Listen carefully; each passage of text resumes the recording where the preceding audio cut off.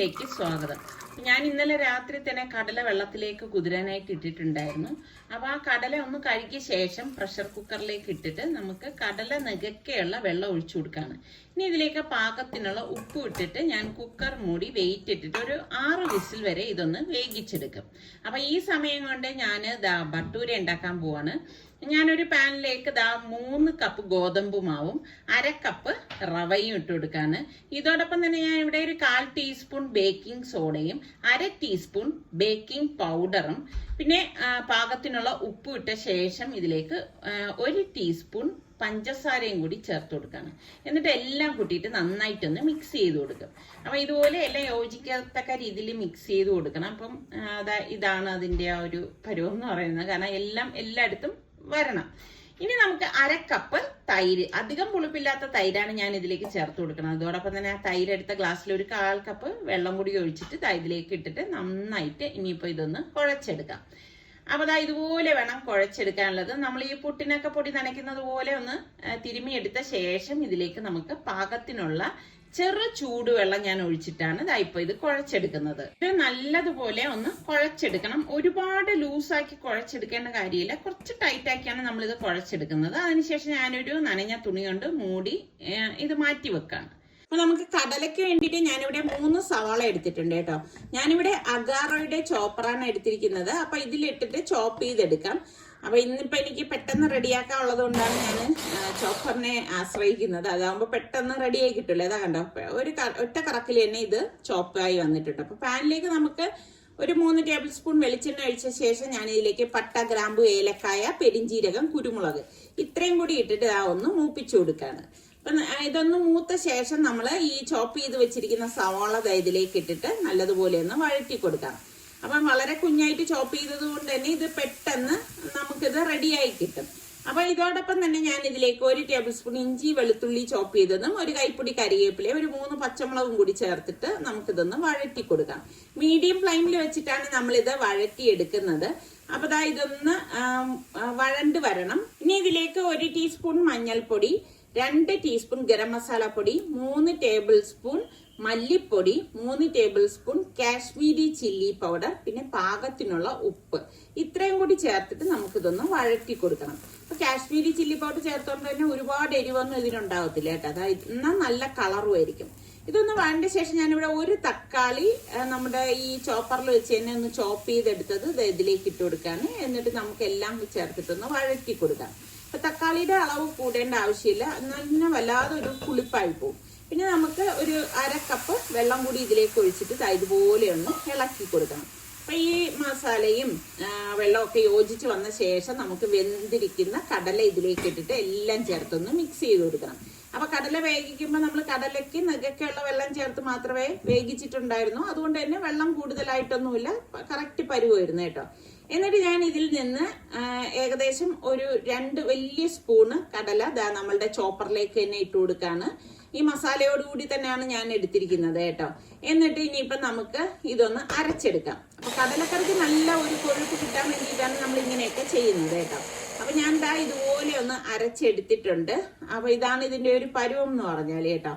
അപ്പൊ കടലക്കറി നമ്മൾ ഇത് ഇട്ടിട്ട് വെക്കുമ്പോൾ നല്ല കുറുകിയിരിക്കുകയും ചെയ്യും. അപ്പൊ തന്നെ നമ്മൾ ഈ അരച്ച കടല നമുക്ക് ഈ കടലക്കറിയിലേക്ക് ഇട്ടിട്ട് എല്ലാം ചേർത്തൊന്ന് മിക്സ് ചെയ്ത് കൊടുക്കാം. ഇതുപോലെ ഒന്ന് യോജിപ്പിച്ചെടുക്കണം. ശരിക്കും പുട്ടിനും അപ്പത്തിനും ചപ്പാത്തിക്കും നാനിനും പൊറോട്ടയ്ക്ക് വരെ കഴിക്കാൻ പറ്റിയ ഒരു കടലക്കറിയാണ് കേട്ടോ ഇത്. അപ്പൊ ഇതുപോലെ ഒന്ന് ഇളക്കിയെടുക്കണം. അപ്പൊ ഇതാണ് ഇതിന്റെ ഒരു പരുവം. ആ സമയത്ത് നമുക്ക് ഇതിലേക്ക് ഒരു 1/4 കപ്പ് തിളച്ച വെള്ളം ഒഴിച്ചു കൊടുക്കണം. മിക്സിയുടെ ജാറിൽ തന്നെ ഒഴിച്ചിട്ടാണ് ഞാൻ ഒഴിച്ചു കൊടുക്കുന്നത്. തിളച്ച വെള്ളം മാത്രമേ നമ്മൾ ഇതിലേക്ക് ഒഴിച്ചു കൊടുക്കാവൂ കേട്ടോ. എന്നിട്ട് നമുക്ക് ഇതുപോലെ ഒന്ന് ഇളക്കി കൊടുക്കണം. അപ്പൊ ഇതുപോലെ തിള വരുന്ന ഒരു സമയത്ത് ഞാൻ ഇതിലേക്ക് 1 ടേബിൾ സ്പൂൺ കസൂരി മേത്തി എടുത്തത് ഇതുപോലെ ഒന്ന് പൊടിച്ചിട്ട് കൊടുക്കണം. കസൂരി മേത്തി എന്ന് പറയുമ്പോൾ ഉലുവയില ഉണക്കിയതാണ് കേട്ടോ. അത് നമുക്ക് സൂപ്പർ മാർക്കറ്റിലൊക്കെ വാങ്ങിക്കാനായിട്ട് കിട്ടും. എല്ലാം കൂടി ചേർത്തിട്ട് നമുക്കൊന്ന് ഇളക്കി കൊടുക്കാം. ഇതൊക്കെ ഇടുമ്പോഴാണ് നല്ല ടേസ്റ്റും മണവും ഒക്കെ കിട്ടുന്നത് കേട്ടോ.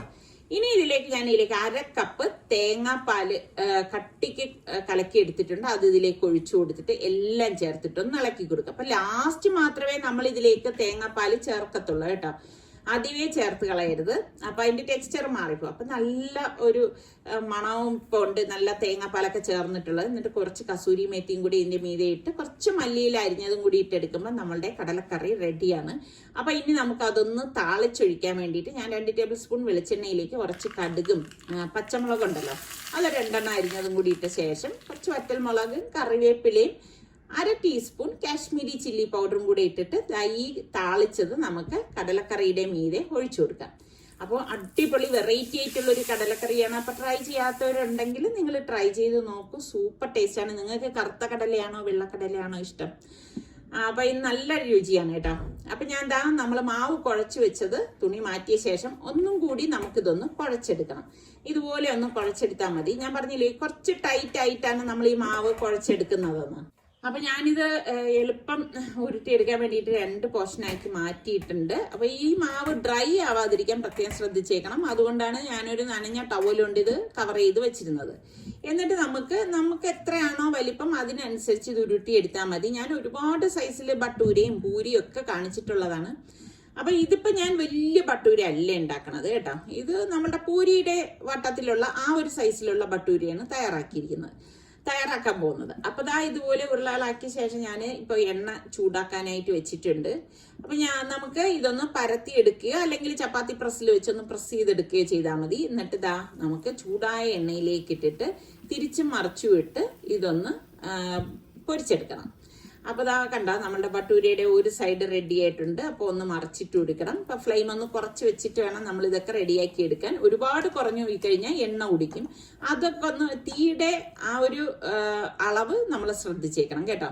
എന്നാൽ തീ കൂട്ടി കൊടുത്താൽ ഉള്ളു വേഗത്തുമില്ല, കരിഞ്ഞു പോവുകയും ചെയ്യും. അപ്പം നമ്മൾ ആ ഒരു പരുവം നമുക്ക് ഒരെണ്ണം പൊരിച്ചെടുക്കുമ്പം പരുവം മനസ്സിലാവും. അതിനനുസരിച്ച് വേണം തീ അഡ്ജസ്റ്റ് ചെയ്യാനുള്ളത്. അങ്ങനെ ഞാൻ പറയാനുള്ള കാര്യം എന്ന് പറഞ്ഞാൽ ഓരോരുത്തരുടെ ഗ്യാസിലേക്ക് കിട്ടുന്ന തീയുടെ ചൂട് വ്യത്യാസമായിരിക്കുമല്ലോ, അതുകൊണ്ടാണ്. അപ്പം ബട്ടൂരയുടെ കളറൊക്കെ നിങ്ങൾക്ക് അറിയാലോ, നല്ല ഒരു ഗോൾഡൻ കളറിലാണ് ഇരിക്കുന്നത്. അപ്പോൾ കണ്ടോ നമ്മുടെ ബട്ടൂര എല്ലാം പൊങ്ങി വന്നിട്ടുണ്ട്. ഇത് പെട്ടെന്നൊന്നും താന്നു പോകത്തൊന്നും ഇല്ല കേട്ടോ. അപ്പം ബട്ടൂരയും നല്ല ചന കറിയാണ്. ഇത് ഇഷ്ടമുള്ള എത്ര പേരുണ്ടെന്നൊന്ന് പറയണം കേട്ടോ. അടിപൊളി കോമ്പിനേഷനാണ്, പ്രത്യേകിച്ച് ചൂടോടെ കഴിക്കുമ്പോൾ. പിന്നെ വീട്ടിൽ കുറച്ച് പണിയൊക്കെ ഉണ്ടായിരുന്നു. അതിനുശേഷം 11:30 മണിയായപ്പോഴാണ് ഞങ്ങൾ വെളിയിലേക്ക് ഇറങ്ങിയത്. കാരണം ഇപ്പോഴേ ഇറങ്ങിയാലേ അവിടെ എത്തുമ്പോൾ ഞാൻ ഉദ്ദേശിച്ച കാര്യം നടക്കത്തുള്ളൂ. ഇന്നത്തെ നമ്മളുടെ യാത്ര ഇങ്ങോട്ടാണ്. കേട്ടോ ചിലര് ചിരിക്കും, ചിലര് ഇത്ര വട്ടാണെന്ന് ചോദിക്കും. എന്താണ്? മീൻമുട്ട കഴിക്കാൻ പോവാണ്. കഴിക്കാൻ ആഗ്രഹിച്ചു പോവാണ്. കിട്ടുമോ കിട്ടൂല എന്നുള്ള അവിടെ പോയിട്ട് ആഗ്രഹിച്ച് കഴിക്കാൻ പോണ ഞാനാണ് കേട്ടോ, നിസാറിക്കല്ല. നിസാറിക്കക്ക് ഇങ്ങനെയുള്ള കാര്യങ്ങളൊന്നും ഇഷ്ടമുള്ള. ഇതുപോലെ പറഞ്ഞിട്ട് ഞാൻ കഴിഞ്ഞ ആഴ്ച ഒരു സ്ഥലത്ത് കൊണ്ടുപോയി. പക്ഷെ സാധാരണ അവിടെ കാണുന്നതാണ്. പക്ഷെ അന്ന് പോയ ദിവസം കിട്ടിയോന്ന് വെച്ചാൽ കിട്ടി അല്ലേ. പക്ഷെ സംഭവം അതില് മറ്റേ കിഡ്നിയും അതൊക്കെ മീൻ കിഡ്നി ഉണ്ട്, കരള്. അപ്പൊ എനിക്കത് ഞാൻ വിചാരിച്ച കണക്ക് ആയിട്ടില്ല. അവിടെ സാധാരണ നല്ലത് കിട്ടുന്നതാണ്. പക്ഷെ അന്ന് പോയപ്പോ അത് അങ്ങനെ സംഭവിച്ചു പോയി. ഇന്നും പോവുകയാണ്. കിട്ടിയാ കിട്ടി. പക്ഷെ ഇതിനിപ്പോ പോണതിന് വില കൂടും. ഈ പോണ സ്ഥലത്ത് കാര്യം എന്താണെന്നറിയാവോ, അത്രയും ദൂരം പോണം. വിഴിഞ്ഞം വരെ പോയും വേണം. കൂടാഞ്ഞിട്ട് തോളുണ്ട്. അങ്ങോട്ടും ഇങ്ങോട്ടും കൂടെ ആകുമ്പം 100-150 രൂപയെങ്കിലും ഒന്ന് കിട്ടിയിരുന്നെങ്കിൽ എന്നാണ് തോന്നിപ്പോണത്. സത്യം പറഞ്ഞാൽ എനിക്ക് ഭയങ്കര ഇഷ്ടമാണ് മീനിന്റെ പരു എന്ന് പറഞ്ഞാല്. പക്ഷെ പണ്ട് അപ്പേക്കിലായിരുന്നപ്പോ എന്റെ റബ്ബേ, എന്റെ ജീവിതത്തിൽ ഞാൻ അത് മറക്കത്തില്ല കേട്ടോ. അനിയത്തിയുടെ അവിടെ പോകുമ്പോണ്ടല്ലോ, ഇവള് മീൻ പരു ഒരു വലിയ പാത്രം നിറച്ച് ഉണ്ടാക്കി വെക്കും കേട്ടാ. അവള് കഴിക്കത്തൊന്നുമില്ല, കഴിക്കണ ഞാൻ തന്നെയാണ് കേട്ടാ. ഷാജിയുടെ ഒരു കൂട്ടുകാരൻ മീൻ കടയിൽ വർക്ക് ചെയ്യുന്നുണ്ടായിരുന്നു അവിടെ. അത് നല്ല ഫ്രഷ് ആയിട്ടുള്ള മീൻ പരു, വലിയ മീൻ പരു കേട്ടോ. അപ്പൊ അത് അവളെ ഉണ്ടാക്കി വെച്ച് ഞാൻ ബുദ്ധിമുട്ടുണ്ടില്ല. ഞങ്ങൾ ചെല്ലുമ്പോഴേക്കും അവളൊരു പാത്രം നിറച്ച് മീൻപരി ഉണ്ടാക്കി വെക്കും കേട്ടോ. എനിക്ക് ഭയങ്കര ഇഷ്ടം. അതുപോലെ മീൻപരി ഞാൻ എന്റെ ജീവിതത്തിൽ ഇന്ന് വരെ ഞാൻ എവിടെ നിന്നും കഴിച്ചിട്ടില്ല. കേൾക്കുന്ന ആരെങ്കിലും ഉണ്ടെങ്കിൽ പരി കൊടുത്തു വിട്ടേക്കണേ. കഴിഞ്ഞ പ്രാവശ്യം പറയാനായിട്ട് ചക്ക കൊടുത്തു വിട്ടേക്കണേന്ന് എല്ലാരും ചോദിച്ചു. വയനാട് എവിടെ വരാനെന്ന്. കണ്ണൂരോ വയനാട്.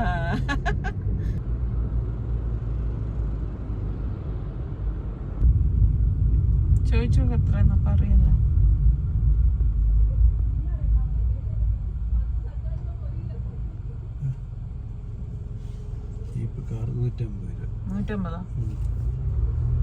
മുമ്പ് 75 അല്ലായിരുന്ന ഡബിൾ ആക്കി 150 രൂപ കൂടി. 300 രൂപയാണ് അവര് പരിചയം കഴിക്കാൻ. ടോൾ ഫീ കുറച്ച് കൂടുതൽ തന്നെ. അങ്ങോട്ടും ഇങ്ങോട്ടും കൂടെ ആകുമ്പോൾ അങ്ങോട്ട് 150 ആകുമ്പോൾ ഇങ്ങോട്ട് 150, 300 രൂപയായി. അപ്പൊ ഞാൻ ഇവിടെയൊക്കെ ഉള്ളവർ എങ്ങനെ യാത്ര ചെയ്യുന്നു എന്തോ, കാരണം ഇങ്ങോട്ടൊക്കെ വീടുള്ളവരൊക്കെ കാണുമല്ലേ. എനിക്ക് അതൊക്കെയാണ് ഡൗട്ട്. അവരിപ്പോ ഈ യാത്രകളിലൊക്കെ എത്ര രൂപ മുടക്കേണ്ടി വരും. എന്തായാലും നല്ല വെയിലുണ്ടായിരുന്നു കേട്ടോ. അപ്പം നമ്മളിതാ വിചാരിച്ചതുപോലെ തന്നെ നേരത്തെ തന്നെ എത്തി. ആ റെസ്റ്റോറൻറ്റിൽ എത്തി കേട്ടോ. വിഴിഞ്ഞത്ത് പോണ വഴിയിലാണ് ഈ ഒരു റെസ്റ്റോറൻറ്റ്. അപ്പോൾ ഇവിടെയാണ് ഞാൻ പറഞ്ഞ മീൻപരു കിട്ടുന്നത്. അങ്ങനെ ഇവിടെ ചോദിച്ചപ്പോഴേക്കും അവർ പറഞ്ഞു ഉണ്ട്, എടുക്കാനുണ്ടെന്ന് പറഞ്ഞു. അപ്പം ഇത് ഇവിടുത്തെ മീൻ കറി അവരിങ്ങനെ ടേബിളിൽ തന്നെ ഇങ്ങനെ വെച്ചിരിക്കും കേട്ടോ.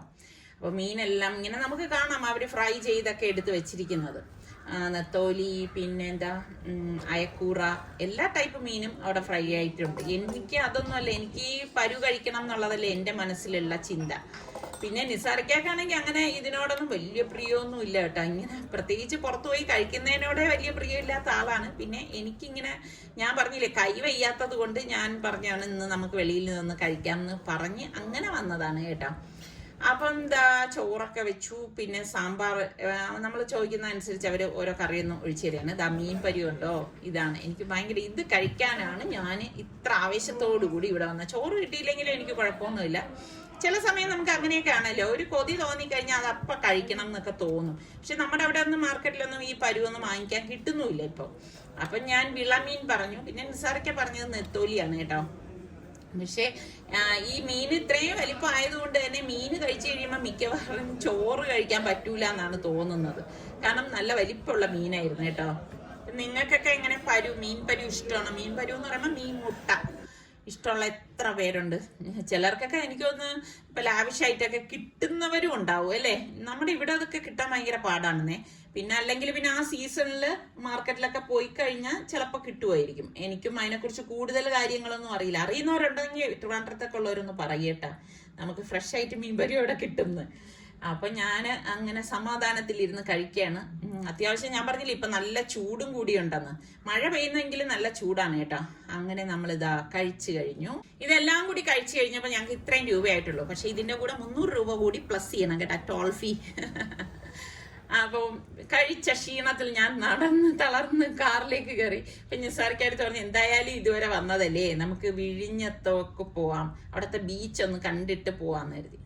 അപ്പം അങ്ങനെ നമുക്ക് ഇന്ന് പോസ്റ്റിംഗ് ഡേ അല്ലാത്തത് കൊണ്ട് ഞങ്ങൾക്ക് അത്ര അങ്ങനെ വലിയ ഹറിബറിയൊന്നുമില്ല. അങ്ങനെ ഇതാ വിഴിഞ്ഞത്തേക്കൊന്ന് ചൂട് കേട്ടോ. AC ഒക്കെ ഇട്ടിരിക്കുന്നെങ്കിലും നല്ല ഉഷ്ണമുണ്ട് കാറിന്റെ അകത്ത് ഇരുന്നിട്ട് പോലും. അപ്പൊ ഇവിടെ എത്തിയപ്പോഴേക്ക് സത്യം പറഞ്ഞ ഇറങ്ങിയോടെ ഞാൻ നേരെ പോയത് ഐസ്ക്രീം വാങ്ങാനാണ് കേട്ടോ. അപ്പൊ ഞാൻ അവിടെ സ്റ്റിക്ക് ഐസ്ക്രീം ചോദിച്ചപ്പോൾ ഞാൻ വാങ്ങിക്കുന്ന ആ ഒരു കമ്പനിയുടേതില്ല, അപ്പൊ ഇത് മാത്രമേ ഉള്ളൂ. അപ്പം അത് 2 എണ്ണം വാങ്ങിയിട്ട് വന്നു. നല്ല ചൂടത്ത് ഇതുപോലെയൊക്കെ ഐസ്ക്രീമൊക്കെ നുണഞ്ഞ് നടക്കാൻ ഇഷ്ടമുള്ളവരൊക്കെ ഒന്ന് പറഞ്ഞ് എനിക്കെന്തായാലും ഇഷ്ടമാണ് കേട്ടാ. അങ്ങനെ ഞങ്ങൾ രണ്ടുപേരും മാത്രം ഉണ്ട് കേട്ടോ ഈ ഒരു ബീച്ചില്. അപ്പൊ നമ്മൾ രണ്ടുപേരും മാത്രം ഇങ്ങനെ ഇവിടെ ഒക്കെ കണ്ടിങ്ങനെ ആസ്വദിക്കാനായിട്ട് ഇറങ്ങി വന്ന്. സത്യം പറഞ്ഞാൽ കാണുന്നവർക്ക് തോന്നും കേട്ടോ ഇവർക്ക് വട്ട് തന്നെയാണ്, കാരണം അത്ര ചൂടാണ്, വെളിയിൽ നിൽക്കാനേ പറ്റുന്നില്ല.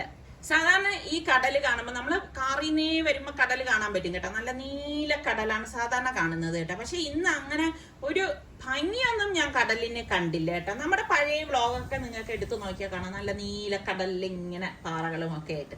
പക്ഷെ ഇപ്പൊ കണ്ട അഴുക്ക് കലർന്നതുപോലാണ് ഇരിക്കുന്നത്. എനിക്ക് തോന്നുന്നു ഈ മഴയൊക്കെ ഉള്ളത് കൊണ്ടായിരിക്കാം കടലും ഇങ്ങനെ. പക്ഷെ നല്ല തിരമാലയുണ്ട് കേട്ടോ. അപ്പൊ അത് കാണുമ്പോ തന്നെ നമുക്ക് സത്യം പറഞ്ഞാൽ കരയിൽ നിന്നാലും എന്ന് പേടി തോന്നും. അപ്പൊ ഞങ്ങൾ കാറ് കുറച്ചുകൂടി മുന്നോട്ടേക്ക് കൊണ്ടുവന്നു, ഇവിടെ നോക്കാന്ന് കരുതി. അവിടെ 1-2 ഫാമിലിയൊക്കെ ഉണ്ടായിരുന്നു, നോർത്ത് ഇന്ത്യൻസ് ഒക്കെ ആണെന്ന് തോന്നുന്നു, ന്യൂലി മാരീഡ് കപ്പിളാണെന്ന് തോന്നുന്നു. അവരുടെ ഫോട്ടോ എടുപ്പൊക്കെ കണ്ടപ്പോ എനിക്ക് ഫീൽ ചെയ്തതാണ് കേട്ടാ. അപ്പൊ എനിക്കിങ്ങനെ അവരെയൊക്കെ കണ്ടിങ്ങനെ നോക്കി നടക്കാനൊക്കെ ഇഷ്ടമാണ് കേട്ടോ. നിസാർക്ക് പറയും വായി നോക്കാതെ ഇങ്ങോട്ട് വാന്ന് പറയും, അതൊക്കെ ഒരു രസമല്ലേ. അപ്പൊ ഇവിടെ വരുമ്പോ കാണുന്ന കാഴ്ച ഇതുപോലെയാണ് കേട്ടാ. കുറേ ഇങ്ങനെ കല്ലുകൾ ഇട്ടിട്ടുണ്ട്. ഞാൻ കല്ലെന്ന് എന്റെ ഭാഷയിൽ പറഞ്ഞാൽ ഇതിനൊരു പേരുണ്ട്, അറിയുന്നവര് പറയേട്ടാ. നോക്കുമ്പോ ശക്തമായിട്ടുള്ള തിരമാല വന്ന് അടിച്ചങ്ങ് കസർത്തി പോവാണ് കേട്ടാ. നമ്മള് മുകളിലാണ് നിന്ന് നോക്കുന്നതെങ്കിലും കാണുമ്പോ ഉള്ളൊന്ന് പെടഞ്ഞു പോകും കേട്ടോ. ആ തിര വരുന്നതും തിരമാല തിരിച്ചേക്ക് എടുക്കുന്നതും ഒക്കെ അത് ശരിക്കും പറഞ്ഞ ഒരു വല്ലാത്ത ഒരു കാഴ്ച തന്നെയാണ്. ഭയങ്കര ശക്തിയായിട്ടുള്ള തിരമാലയായിരുന്നു കേട്ടോ, നല്ല രസമുണ്ട്. അപ്പൊ ഞങ്ങള് അത്രയും തന്നെ അവിടെ നിന്നുള്ളൂ, പിന്നെ ഒന്നും ഇല്ല കാണാൻ. ഈ തിരമാലയൊക്കെ തന്നെ അല്ലേ ഉള്ളൂ, ചൂട് കൊണ്ട് അങ്ങനെ നിക്കാൻ വയ്യാന്ന് പറഞ്ഞിട്ട് നിസാർക്ക് പറഞ്ഞു വാ ഇനിയിപ്പൊ നമുക്ക് പോവാന്ന് പറഞ്ഞു. അങ്ങനെ ഞങ്ങള് കാറിൽ ഇങ്ങനെ തിരിച്ചു വന്നോണ്ടിരിക്കുമ്പോ എനിക്ക് കടല് കണ്ടിട്ട് മതി വരുന്നില്ല കേട്ടോ. അപ്പൊ ഞാൻ നോക്കുമ്പോ ഒരു ഒരറ്റം ആട്ടിൻകൂട്ടം ഇങ്ങനെ നിൽക്കണം. ഞാൻ പറഞ്ഞു ഒന്ന് കാറ് നിർത്താവോ, ഇതിനൊന്ന് ഞാൻ നോക്കിക്കോട്ടെ എന്ന് പറഞ്ഞു. ആടിനെ കാണാത്തത് പോലാണല്ലോ എന്ന് നിസാർക്ക് ഒരറ്റത്ത്. അങ്ങനെ ഞാനിവിടെ നിർത്തിയിട്ട് ഞാൻ ഈ ആട്ടിൻകൂട്ടത്തിന് ഓരോ ആടിനെയും വീക്ഷിക്കാനായിട്ട് വന്നു. അവരുടെ ആ ഒരു എക്സ്പ്രഷൻസും എന്നെ കാണുമ്പം അവരെ പേടിച്ച് ഓടുന്നതും. പക്ഷെ ഞാൻ അവരെ ഉപദ്രവിക്കാനൊന്നും ചെന്നതല്ല. അവരെ കണ്ടപ്പം എനിക്കൊരു സന്തോഷം തോന്നി ഞാൻ അടുത്ത് ചെന്നതാണ്. ചിലരിങ്ങനെ എന്നെ ഒന്ന് മുട്ടിയാലോ എന്ന് വിചാരിച്ച് നിൽക്കുന്നവരും ഉണ്ട് കേട്ടോ. എനിക്ക് ചെറിയ പേടി ഇല്ലാതില്ല. എന്നാലും എനിക്ക് ആടിനെയൊക്കെ ഭയങ്കര ഇഷ്ടമാണ് കേട്ടോ. കാണാനും ഇഷ്ടമാണ്, ഭയങ്കര ഇഷ്ടമാണ് ആടിനെ. അങ്ങനെ ഞാനിങ്ങനെ ആടിനെയൊക്കെ നോക്കി. ആ ഒരു നാട്ടുമൃഗമാണ് അല്ലേ ആടെന്ന് പറയുന്നത്. അപ്പൊ അത് കഴിഞ്ഞിട്ട് ഞാൻ നിസാറിക്കടുത്ത് പറഞ്ഞു നമുക്ക് ഒന്ന് ലുലു വരെ ഒന്ന് പോവാന്ന് പറഞ്ഞു. അപ്പൊ നിസാറിക്ക പറഞ്ഞു നീ എന്തൊക്കെയോ കരുതിക്കൂട്ടിയാണ് വീട്ടിൽ നിന്ന് ഇറങ്ങിയിരിക്കണത്, ഇതൊക്കെ ആദ്യമേ പറഞ്ഞുകൂടായിരുന്നോ എന്നൊക്കെ എന്റെ അടുത്ത് ചോദിച്ചു. അപ്പൊ ഞാൻ പറഞ്ഞു ഞാൻ ഒന്നും കരുതിക്കൂട്ടിയൊന്നുമില്ല, ഇപ്പൊ നമ്മൾ രണ്ടുപേരും മാത്രമല്ലേ ഉള്ളൂ. അപ്പൊ എനിക്കിങ്ങനെ ഓരോ സ്ഥലത്ത് പോകുമ്പോഴേക്കും അടുത്തത് മനസ്സിൽ പ്ലാൻ ചെയ്യുന്നത് കൊണ്ട് പ്രത്യേകിച്ച് ദോഷമൊന്നുമില്ലല്ലോ. നിസാറിക്കാക്കും പ്രത്യേകിച്ച് തിരക്കുകളൊന്നുമില്ല.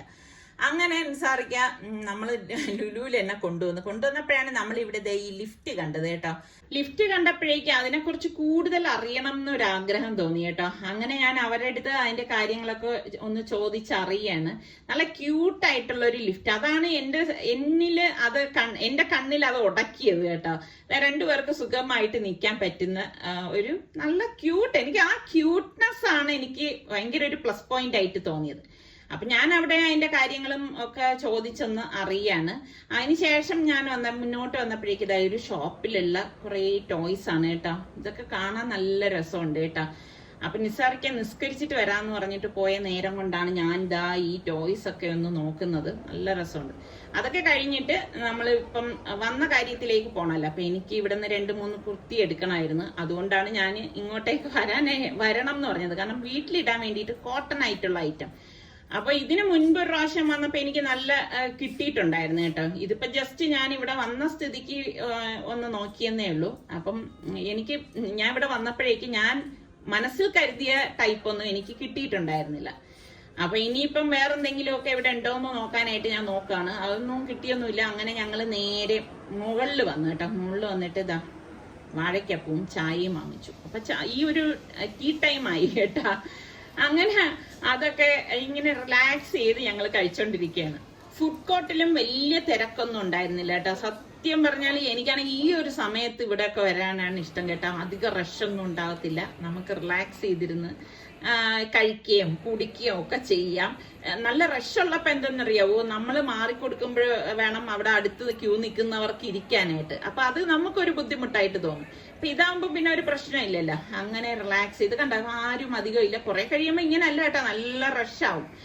അപ്പം ഞങ്ങൾ ഇവിടെ കുറച്ച് നേരമൊക്കെ ഇങ്ങനെ നോക്കി നിന്നു. അപ്പൊ നിസാറിക്ക് ഇടയ്ക്ക് പറയണ്ട ഇനിയിപ്പൊ നമുക്ക് പോണ്ടേന്ന് ചോദിച്ചു. അപ്പൊ ഞാൻ പറഞ്ഞു ഇങ്ങനെയൊക്കെ അല്ലേ നമ്മൾ എൻജോയ് ചെയ്യേണ്ടത്. അപ്പൊ ആരായാലും നിങ്ങളാണെങ്കിലും ഇങ്ങനെയൊക്കെ തന്നെ എൻജോയ് ചെയ്യണമെന്നേ, അല്ലാതെ ധൃതി പിടിച്ചൊന്നും നമ്മൾ എവിടെയും പോരുത്. അങ്ങനെ ഞാൻ 1-2 ഷോപ്പിൽ എന്തെങ്കിലുമൊക്കെ ഉണ്ടോന്ന് കയറാനായിട്ട് നോക്കിയിട്ട് ഒന്നും ഇല്ല. പിന്നെ ഗ്രോസറി കുറച്ച് വാങ്ങിക്കാനുണ്ടായിരുന്നു കേട്ടോ. നമുക്ക് അത്യാവശ്യം വേണ്ട സാധനങ്ങളൊക്കെ വാങ്ങിച്ചു കഴിഞ്ഞ് കാറിന്റെ അവിടെ എത്തിയപ്പോ തന്നെ ഇരുട്ടായി കേട്ടോ. നമ്മൾ ഇതിന്റെ അകത്ത് കയറി കഴിഞ്ഞാൽ പിന്നെ അറിയത്തേലേ നമ്മുടെ സുൽത്താൻ ഇഷ്ടമുള്ള ഐറ്റമാണ്. തണ്ണിമത്തം വാങ്ങുമ്പോഴൊക്കെ ഞാൻ അവനെ ഓർക്കും കേട്ടോ. അവന് ഭയങ്കര ഇഷ്ടമാണ് ഈ വാട്ടർമെലൺ എന്ന് പറയുന്നത്. അപ്പൊ അവിടെ നിന്നും ഈ ലുലുന്ന് ഞങ്ങൾ വാങ്ങി നമ്മളുടെ സുഖിയാനും വാഴയ്ക്കപ്പും കേട്ടോ. അത് ഭയങ്കര ഒരു ബലഹീനതയാണ്. അപ്പൊ ഞങ്ങള് കാറിൽ നമ്മൾ മുന്നോട്ട് ഇറക്കുമ്പോഴേക്കും മഴ പെയ്തിട്ടുണ്ടെന്ന് തോന്നുന്നു. ഇവിടെ എല്ലാം അകത്തൊക്കെ നനഞ്ഞിടക്കുന്നു, വന്ന വണ്ടികളെല്ലാം നനഞ്ഞിരിക്കുന്നു. അങ്ങനെ പുറത്തേക്ക് ഇറങ്ങുമ്പോൾ നമ്മൾ മറ്റൊരു ലോകത്തെത്തിയതുപോലാണ് ഫീൽ ചെയ്യുന്നത് കേട്ടോ. അപ്പൊ ഇതൊക്കെ തന്നെയാണ് നമ്മളുടെ ഇന്നത്തെ വിശേഷങ്ങൾ എന്ന് പറയുന്നത്. അപ്പൊ നിങ്ങൾക്ക് എല്ലാവർക്കും ഇഷ്ടമായെന്ന് വിശ്വസിക്കുന്നു. പിന്നെ എപ്പോഴും പറയുന്ന പോലെ സബ്സ്ക്രൈബ് ചെയ്യാത്തവരൊന്നും ഇഷ്ടപ്പെട്ടാൽ സബ്സ്ക്രൈബ് ചെയ്യണേ. അപ്പൊ അടുത്ത റെസിപ്പിയോ വ്ളോഗോ ആയിട്ടൊക്കെ കാണാം. അതുവരെയ്ക്ക് എല്ലാവർക്കും ബൈ.